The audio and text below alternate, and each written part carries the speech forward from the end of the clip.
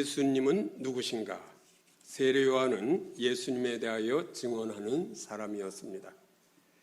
요한복음 1장 19절부터 28절은 요한의 첫 번째 증언입니다. 첫 번째 증언은 나는 아니다 라는 대답입니다. 요한복음 1장 19절을 함께 보시겠습니다. 시작. 유대인들이 예루살렘에서 제사장들과 레위인들을 요한에게 보내어 내가 누구냐 물을 때에 요한의 증언이 이러하니라. 유대인들의 질문이 뭐냐면 내가 누구냐? 이 말은 너의 신분이 메시아냐? 라는 질문입니다. 당시 거짓 선지자들이 많이 등장했습니다. 그래서 이렇게 묻는 것입니다.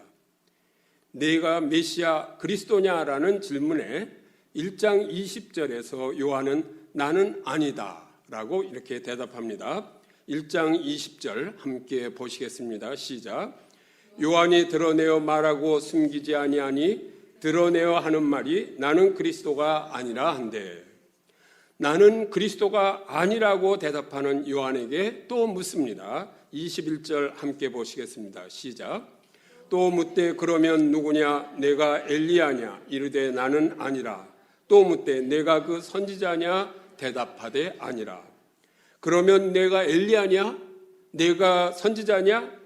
세례 요한은 나는 아니요 라는 대답을 이렇게 해서 3번씩이나 합니다. 여기서 내가 엘리야냐고 묻는 것은 말라기 3장 1절의 말씀과 같이 당시 사람들은 엘리야가 되돌아와 주님의 길을 준비하기를 기다리고 있었기 때문입니다. 그래야 메시아가 오신다 이렇게 믿고 있었습니다. 말라기 3장 1절을 같이 보시겠습니다. 시작. 만군의 여호와가 이르노라. 보라, 내가 내 사자를 보내리니 그가 내 앞에서 길을 준비할 것이요 또 너희가 구하는 바 주가 갑자기 그의 성전에 임하시리니 곧 너희가 사모하는 바 언약의 사지가 임하실 것이라. 세례 요한이 이 말씀과 같이 엘리야의 역할을 하는 것이 맞습니다.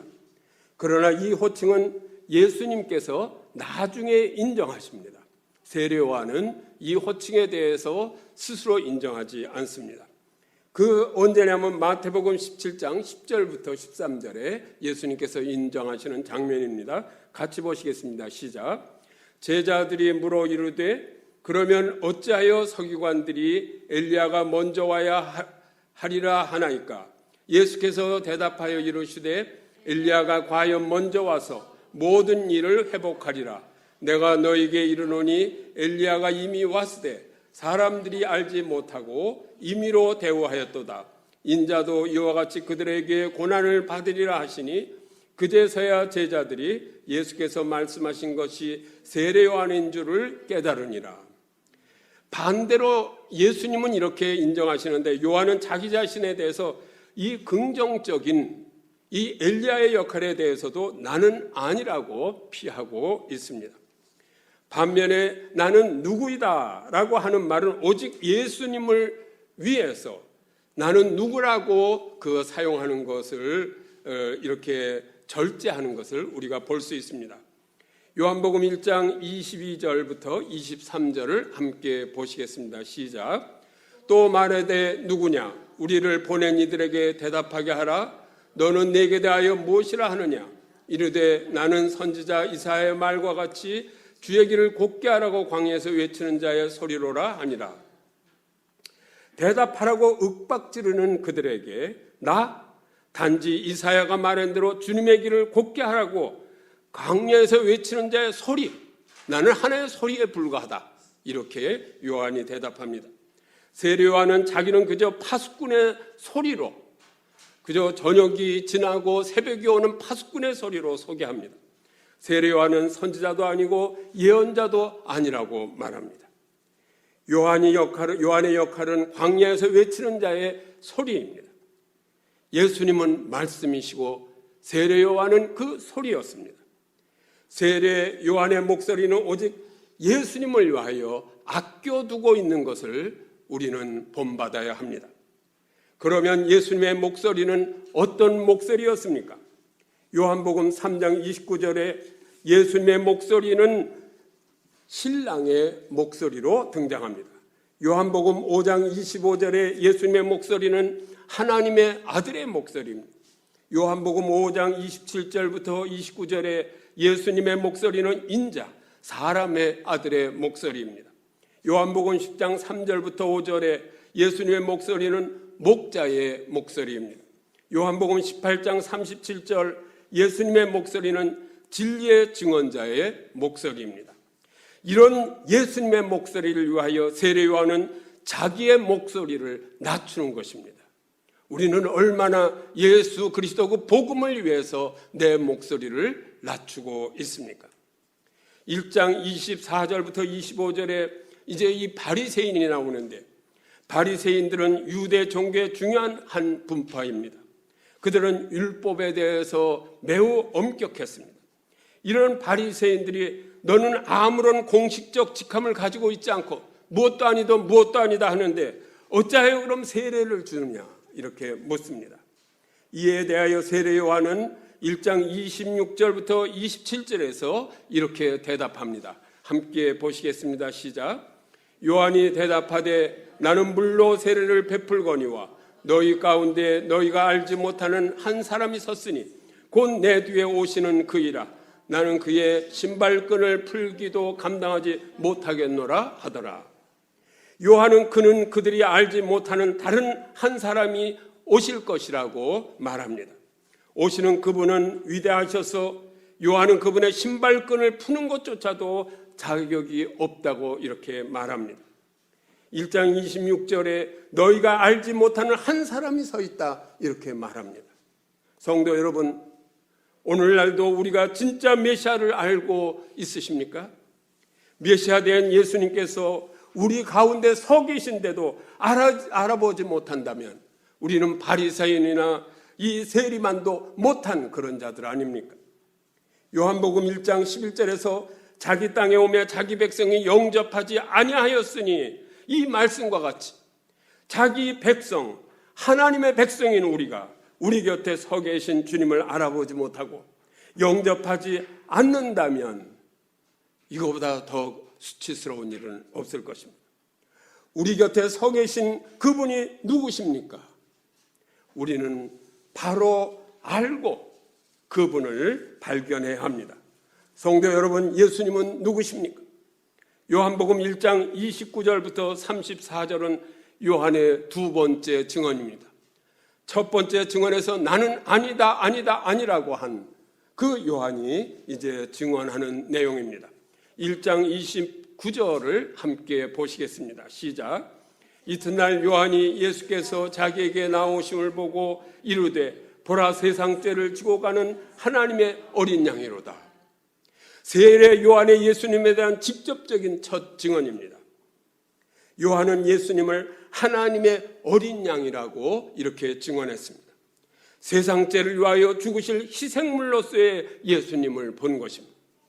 이스라엘 사람들에게 양은 가장 중요한 재산이기도 하지만 종교적 희생제사에 쓰이는 제물이기도 했습니다. 특히 유월절 어린 양은 그 자체가 희생제물로 사용되지는 않았지만 이스라엘 백성들이 출애굽할 때 양을 희생시킨 그 피를 집 문설주에 발라서 장자의 죽음을 면하는 데 사용되었었습니다. 신약 성경에서 예수님은 바로 이 유월절 어린 양으로서 십자가를 지신 것이라고 기록되고 있습니다. 이제 사람들은 예수님이 누군지를 조금씩 깨달아 알아가고 있는 것입니다. 예수님은 누구십니까? 예수님은 어린 양이랍니다. 하나님의 어린 양입니다. 하나님의 어린 양, 우리의 죄를 대속하시기 위해서 하늘 보좌를 버리시고 이 땅에 오신 하나님의 어린 양, 그분이 바로 메시아이십니다. 예수님은 이사야 42장 1절 4절에서 말한 그 메시아이십니다. 함께 보시겠습니다. 내가 붙드는 나의 종, 내 마음에 기뻐하는 자, 곧 내가 택한 사람을 보라. 내가 나의 영을 그에게 주었은즉 그가 이방의 정의를 베풀리라. 그는 외치지 아니하며 목소리를 높이지 아니하며 그 소리를 거리에 들리게 하지 아니하며 상한 갈대를 꺾지 아니하며 꺼져가는 등불을 끄지 아니하고 진실로 정의를 시행할 것이며 그는 쇠하지 아니하며 낙담하지 아니하고 세상에 정의를 세우기에 이르리니 섬들이 그 교훈을 앙망하리라. 예수님은 누구십니까? 여호와 하나님의 종 메시아이십니다. 그리고 사람들은 예수님께서는 이사야 53장의 종이심을 깨달아 알게 될 것입니다. 이사야 53장 4절부터 6절을 함께 봉독하시겠습니다. 시작. 그는 실로 우리의 질고를 지고 우리의 슬픔을 당하였거늘 우리는 생각하기를 그는 징벌을 받아 하나님께 맞으며 고난을 당한다 하였노라. 그가 찔림은 우리의 허물 때문이요 그가 상함은 우리의 죄악 때문이라. 그가 징계를 받음으로 우리는 평화를 누리고 그가 채찍에 맞음으로 우리는 나음을 받았도다.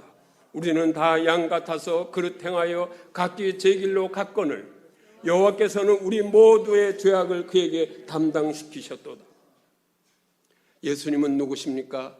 하나님의 어린 양이십니다. 결국 예수 그리스도께서 누구신지를 깨달아 알고 마침내 요한복음 1장 41절에 안드레처럼 우리가 메시아를 만났다 이렇게 외치는 것입니다. 1장 30절부터 31절에 요한은 오실 그가 예수님이라는 것을 알지 못했습니다. 요한이 알고 있었던 것은 오로지 물로 세례를 줌으로써 그를 위한 길을 예비해야 한다는 것뿐이었습니다. 요한복음 1장 32절 33절입니다. 함께 봉독합니다. 요한이 또 증언하여 이르되 내가 봄에 성령이 비둘기같이 하늘로부터 내려와서 그의 위에 머물렀더라.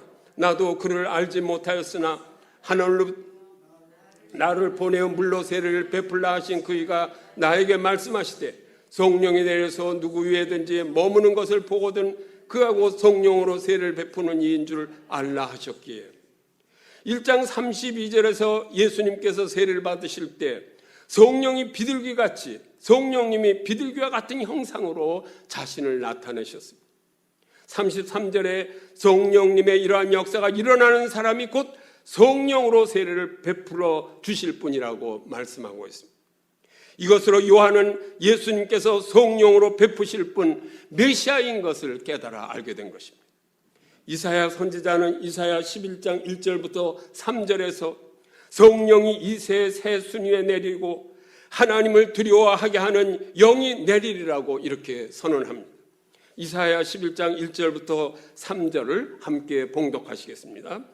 이 새 줄기에서 한 싹이 나며 그 뿌리에서 한 가지가 나서 결실할 것이요 그의 위에 여호와의 영 곧 지혜와 총명의 영이요 모략과 재능의 영이요 지식과 여호와를 경외하는 영이 강림하시리니 그가 여호와를 경외함으로 즐거움을 삼을 것이며 그의 눈에 보이는 대로 심판하지 아니하며 그의 귀에 들리는 대로 판단하지 아니하며 하나님께서는 당신의 선택한 이에게 당신의 영을 주시는 것입니다.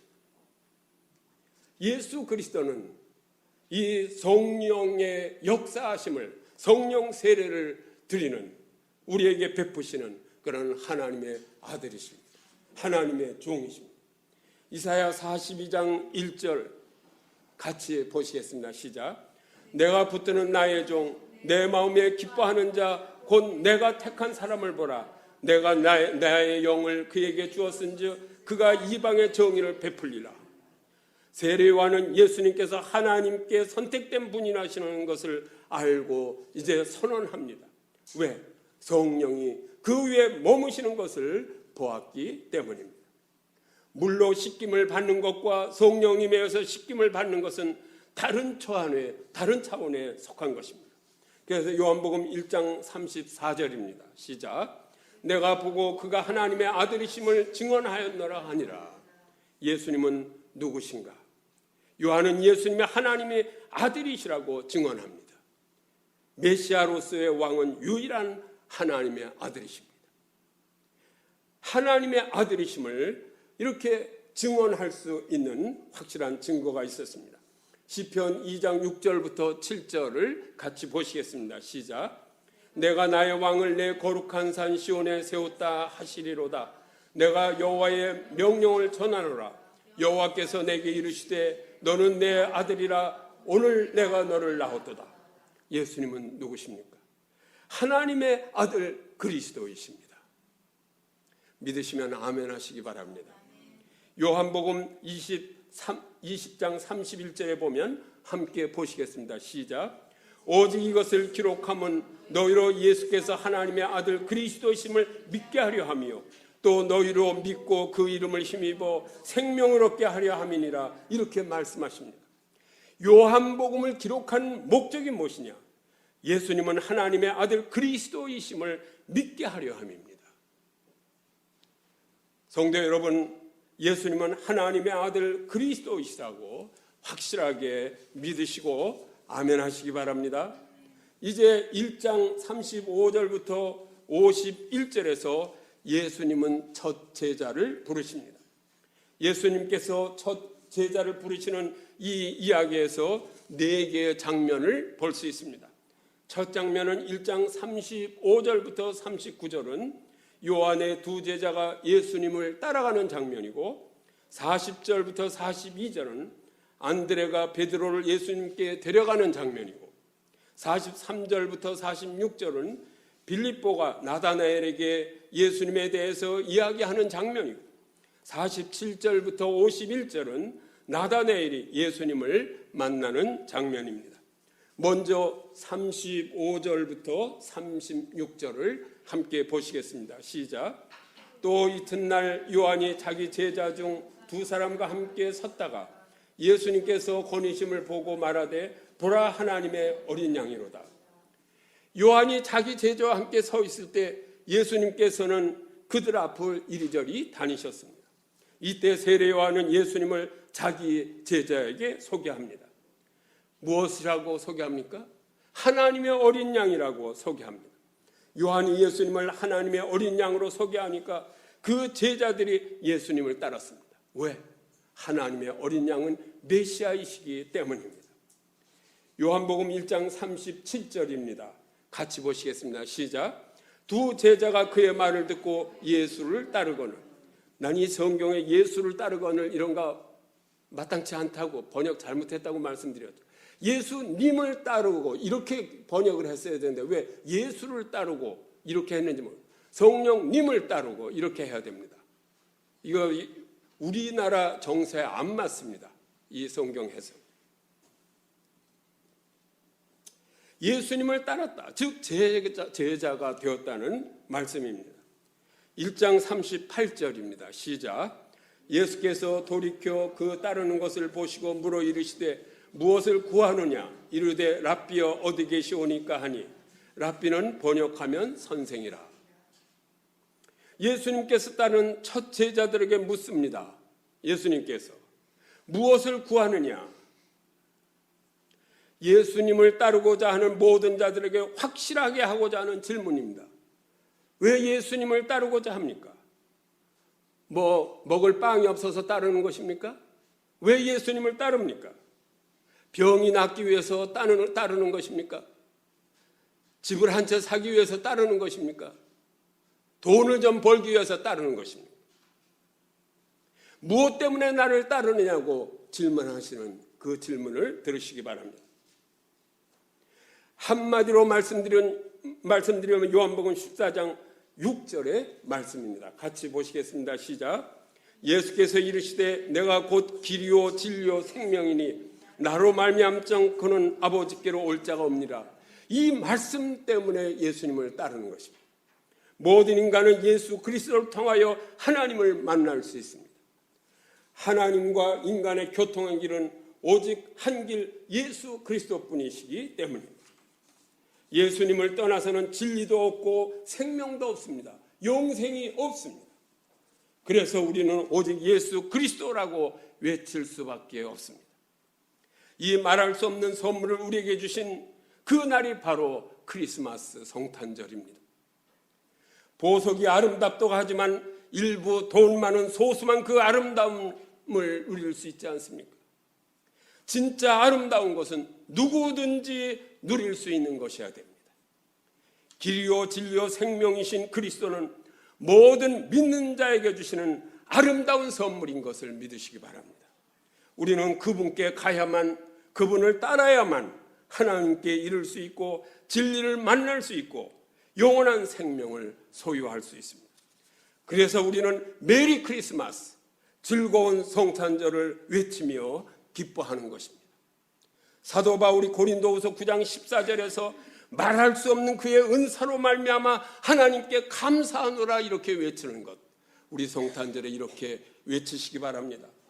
우리도 바울처럼 말할 수 없는 선물을 주신 하나님 감사합니다 하고 기뻐하며 찬양하는 금년 성탄절이 되시기를 간절히 축원합니다. 나는 무엇을 구하느냐, 너는 무엇을 구하느냐고 물으시는 주님을 만나서 여러분의 인생이 바뀌시기를 바랍니다. 나는 그 주님을 만나서 내 인생이 바뀌었습니다. 나는 내 청년의 시대에는 섬김을 받으려고 했고 내 욕망이 나의 길을 막아섰지만 예수 그리스도를 만난 뒤에 나는 사람을 섬기는 자가 되려고 힘쓰고 지금까지 왔습니다. 길이요 진리요 생명이신 그분이 나의 주님이 되시니 나는 소망을 하나님께 두고 소망을 하늘에 두고 오직 그분을 섬기면서 이 땅에서도 평강을 누리며 기뻐하며 살 수 있었습니다. 이사야 55장 6절을 보면 하나님께서는 이스라엘을 초대하십니다. 같이 보시겠습니다. 시작. 너희는 여호와를 만날 때에 찾으라. 가까이 계실 때에 그를 부르라. 성도 여러분, 이번 성탄의 계절에 진정한 예수 그리스도를 만나시기 바랍니다.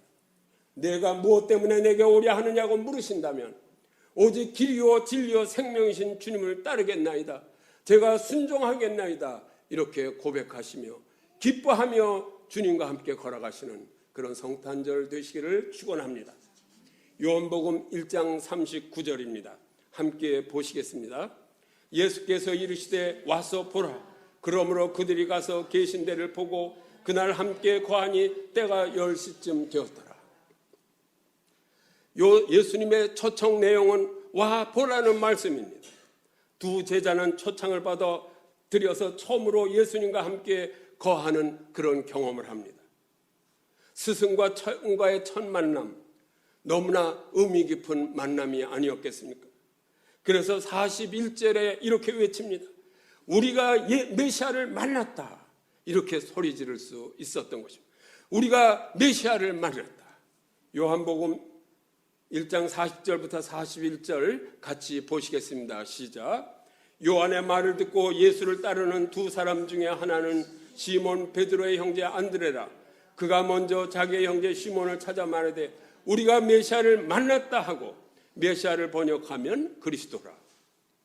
예수님을 쫓는 두 제자 중 하나였던 안드레는 예수님이 메시아이심을 최초로 선포한 그런 사람이 되었습니다.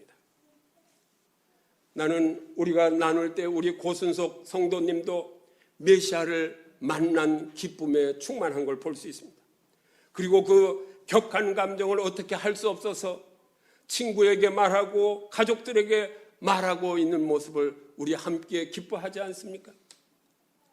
이제는 더 이상 요한의 증거에 의존하는 간접적인 증거가 아닙니다. 이제 안드레는 직접 예수 그리스도를 만났습니다. 직접 예수 그리스도를 경험한 안드레는 이제 그의 형제 베드로를 주님께 이끌어냅니다. 요한복음 1장 42절에 2절 같이 보시겠습니다. 시작. 데리고 예수께로 오니 예수께서 보시고 이르시되 내가 요한의 아들 시몬이니 장차 게바라 하리라 하시니 게바는 번역하면 베드로라. 이 게바는 히브리어고 그러니까 구약 성경은 히브리어로 이렇게 기록되어 있고 그때는 헬레니즘 시대이기 때문에 이제 베드로는 헬라어로 이렇게 신약은 헬라어로 이렇게 있습니다. 그래서 번역하면 베드로 이렇게 되어 있습니다. 예수께서 시몬을 만나시며 이름을 바꿔주시면서 새로운 미래로 인도하십니다. 여러분도 하나님을 만나서 예수 그리스도를 만나서 참으로 여러분의 이름이 바뀌는 지금까지의 인생이 바뀌는 그런 여러분 되시기를 간절히 축원합니다. 아브라함을 아브라함으로 이삭을 이스라엘로 바꿔주신 것처럼 요한의 아들 시몬은 게바라 불러주셨습니다. 베드로라는 뜻이라 그랬죠. 게바는 바위라는 뜻입니다. 장차 교회 반석이 될 인물이기 때문에 주님은 베드로를 게바라고 부르신 것입니다. 요한복음 1장 43절부터 44절입니다. 같이 보시겠습니다. 시작. 이튿날 예수께서 갈릴리로 나가려 하시다가 빌립을 만나 이르시되 나를 따르라 하시니 빌립은 안드레와 베드로와 한 동네 벳세다 사람이라. 이제 예수님께서 친히 제자를 부르십니다. 북갈릴리로 가시는 길에 빌립을 제자로 부르셨습니다. 첫 예수님께서 직접 부르시는 말씀. 빌립의 고향은 갈릴리 바다의 북동쪽에 위치한 벳세다였습니다. 안드레와 베드로 역시 그곳 출신입니다. 그 다음 날은 1장 45절부터 46절에서 빌립이 이제 나다나엘을 주님께로 이끌어내는 장면입니다. 45절 함께 보시겠습니다. 시작. 빌립이 나다나엘을 찾아 이르되 모세가 율법에서 기록하였고 여러 선지자가 기록한 그 이름 우리가 만났으니 요셉의 아들 나사렛 예수니라. 그들의 외침은 동일합니다. 우리가 메시아를 만났다는 그런 외침입니다. 여러분, 메시아 예수 그리스도를 만나고도 우리는 왜 이렇게 외치지 못합니까? 우리 고순석 성도님은 이렇게 외치십니다. 너무 기뻐서. 근데 우리는 왜 외치지 못하고 있는 거예요? 너무 오래돼서 그렇습니까? 1장 45절에 빌립이 나다나엘에게 전한 증언의 핵심은 모세와 선지자들이 기록하였던 그이가 바로 예수님이라는 것입니다. 그랬더니 나다나엘이 반문합니다. 요한복음 1장 46절입니다. 같이 보시겠습니다. 시작. 나다나엘이 이르되 나사렛에서 무슨 선한 것이 날 수 있느냐? 빌립이 이르되 와서 보라 하니라. 이 나다나엘은 나사렛에서 무슨 선한 것이 날 수 있느냐고 반문합니다. 성경에는 마태복음에도 그렇고 예수님께서 나사렛에서 나셨다고 그랬습니다. 그런데 구약 성경엔 나사렛에서 나실 메시아가 나사렛에서 나실 것이라는 그렇게 기록된 것은 한 군데도 없습니다. 그래서 이제 나다나엘이 성경에 대해서 능하니까 나사렛에서 무슨 선한 것이 날 수 있느냐 이렇게 질문하는 것입니다. 나사렛은 천대받던 그런 땅입니다. 그러나 천대받던 땅에서 메시아는 자라야 하셨습니다. 왜냐하면 십자가를 지시는 메시아이시기 때문에. 나사렛 출신 예수님은 메시아이시면서도 천대받으셔야 했기 때문입니다. 이렇게 반문하는 나다나엘에게 빌립은 와 보라고 권면합니다. 요한복음 1장 47절입니다. 같이 보시겠습니다. 시작. 예수님께서 나다나엘이 자기에게 오는 것을 보시고 그를 가리켜 이르시되 보라 이는 참으로 이스라엘 사람이라 그 속에 간사한 것이 없도다. 초자연적인 예지로서 예수님은 나다나엘을 그 속에 야곱과 같은 간사한 것이 없는 참 이스라엘이라 이렇게 말씀하십니다. 간사한 것이 없다고 말씀하시는 것은 투명한 마음, 열린 마음을 가지고 있다는 말씀입니다. 요한복음 1장 48절입니다. 같이 보시겠습니다. 나다나엘이 이르되 어떻게 나를 아시나이까? 예수께서 대답하여 이르시되 빌립이 너를 부르기 전에 내가 무화과 나무 아래 있을 때에 보았노라. 나다나엘은 어떻게 예수님이 자기를 아시는지 의아해했습니다. 예수님은 빌립이 나다나엘에게 가기 전에 나다나엘이 무엇을 하고 있었는지를 알고 계셨다고 말씀하십니다. 왜냐하면 예수님은 하나님이심과 동시에 인간이시기 때문에 초월해서 보실 수 있으신 분이었습니다. 나다나엘이 무화과 나무 아래서 무엇을 하고 있었을까요? 이것은 성경에 없는 말씀이지만 아마 예수님의 칭찬으로 보아서 성경 말씀을 무화과 나무 아래서 묵상하고 있었을 것 같았습니다. 그는 아마도 야곱과 사다리의 이야기를 묵상하고 있지 않았을까 이렇게 생각이 됩니다. 그래서 요한복음 1장 49절입니다. 같이 보시겠습니다. 나다나엘이 대답하되 랍비여 당신은 하나님의 아들이시오 당신은 이스라엘의 임금이로소이다. 나다나엘은 즉시 반응합니다. 그 초자연적으로 자기의 일을 아는 그 예수 그리스도를 보고 이는 메시아이시라고 바로 알아봅니다. 빌립이 나다나엘에게 우리가 메시아를 만났다고 전도한 내용을 이제 나다나엘도 믿고 고백하는 것입니다. 예수님은 하나님의 아들이시오 이스라엘의 임금이라고 이렇게 고백합니다. 그러자 예수님께서 다시 한번 말씀하십니다. 이제 요한복음 1장 50절부터 51절 같이 보시겠습니다. 시작. 예수님께서 대답하여 이르시되 내가 너를 무화과 나무 아래서 보았다 함으로 믿느냐? 이보다 더 큰 일을 보리라. 또 이르시되 진실로 진실로 너에게 이르노니 하늘이 열리고 하나님의 사자들이 인자 위에 오르락 내리락 하는 것을 보리라 하시니라.